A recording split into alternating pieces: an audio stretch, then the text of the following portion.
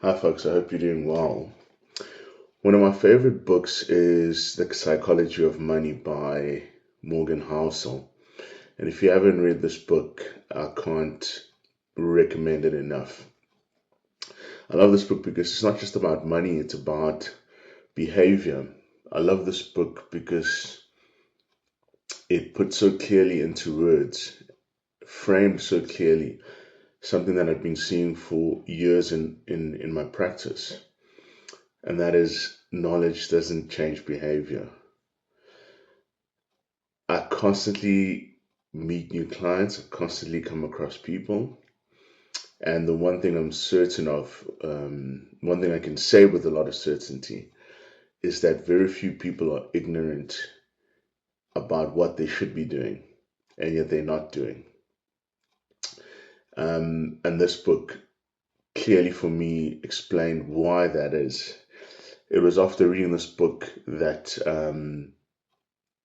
I had the idea that I should probably do a psychology degree and start branching out my practice more into a wealth psychologist, if you can put it that way. Like really lean into wealth advice, move away from the technical side and really start dealing with the behavioral side because I think that is the pandemic.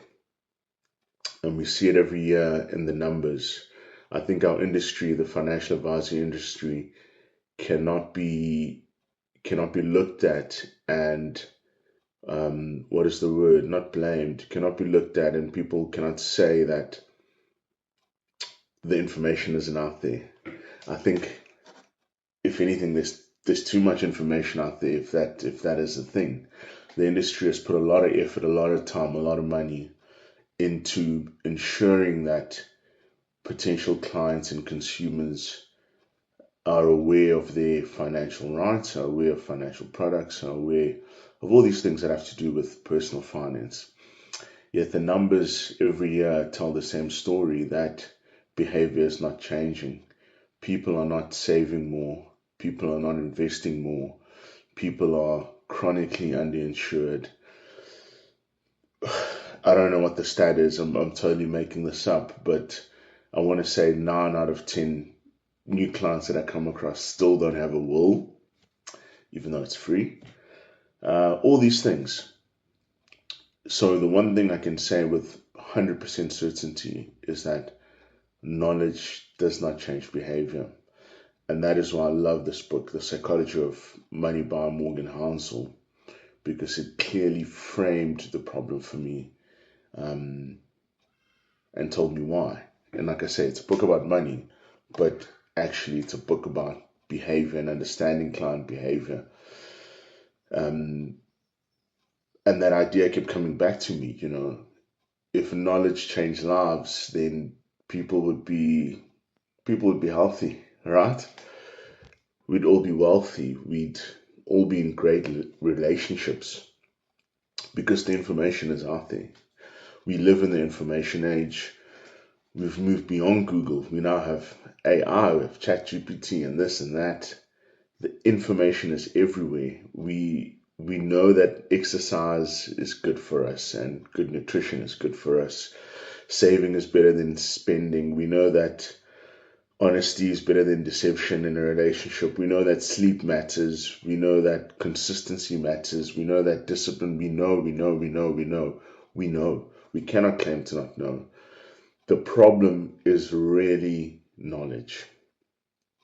The problem is always behavior. The problem is really knowledge. The problem is always behavior.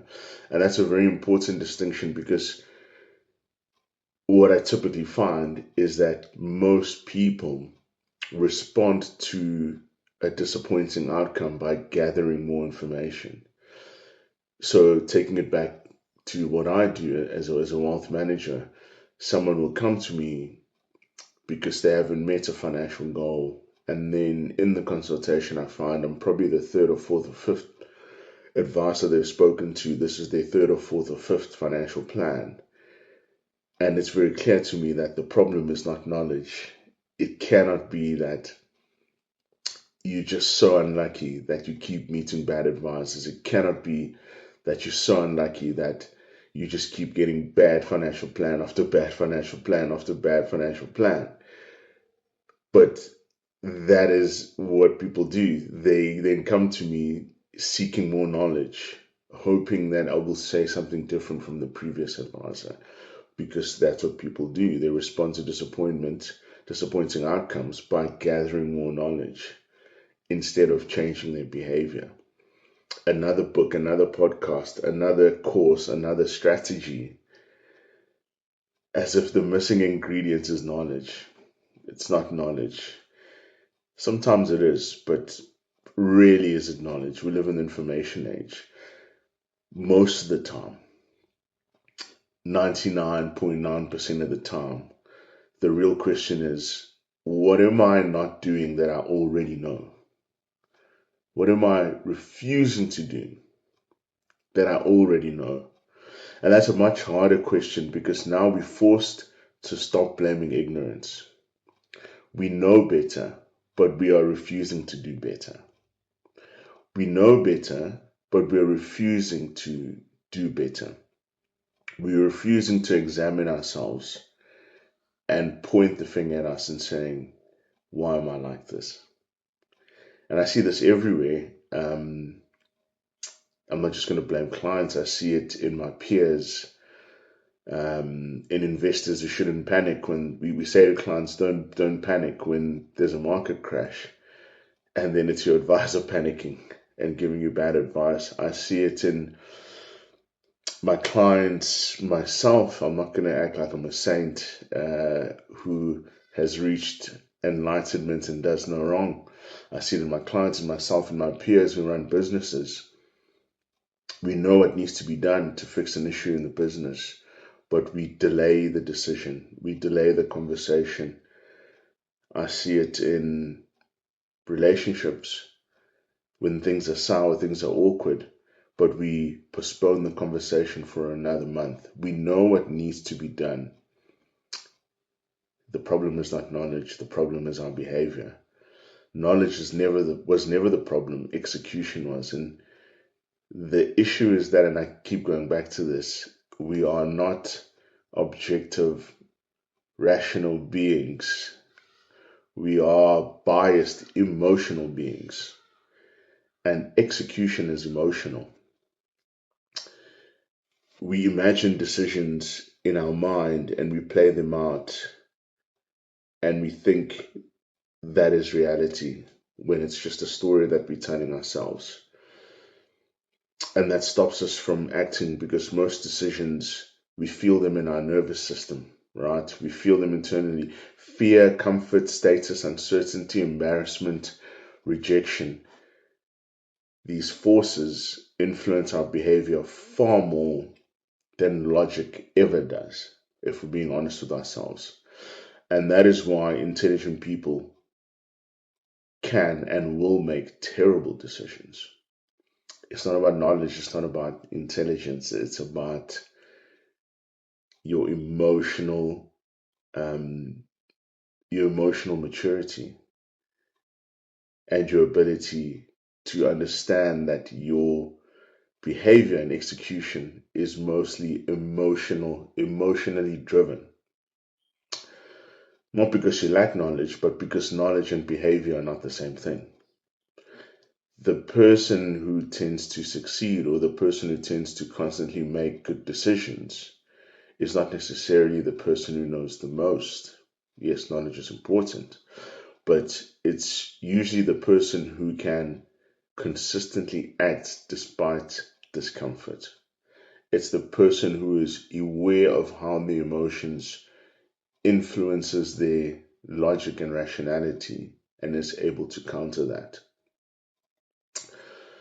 And it's something I'm aware of, it's something I'm working on. And even now on this journey now, I found that my journey to enlightenment, if I can put it like that, to try and make a success of myself, this time is a lot more sustainable. The weight is not so overwhelming because I've moved away from oh, I need to read another book, I need to read another report, I need to journal again, and more to, I already know, and I need to start doing more. I need to do, not I need to learn. And again, I'm not discouraging learning. That is not what I'm saying. I'm saying that most times we already know what needs to be done. Less, what do I need to learn? More, what am I avoiding? Because the answer to that question is usually more valuable than another book or another course or another meeting with your advisor or whoever that you want to confide in. Most breakthroughs don't happen when we discover new information. They happen when we finally act on the information that we've known for years. And that's why wisdom is so rare. Knowledge is knowing, wisdom is doing.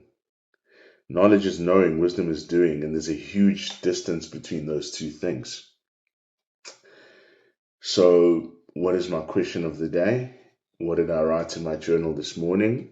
What would I like to share with you? The question I'm asking myself and working on is, what do I already know that I've been refusing to act on? That's where my breakthrough lies. That's where my growth lies. My future is not hiding. The future that I desire is not hiding in information that I don't have. It's hiding in the action that I've been postponing for years. So that's what I want to leave you with today.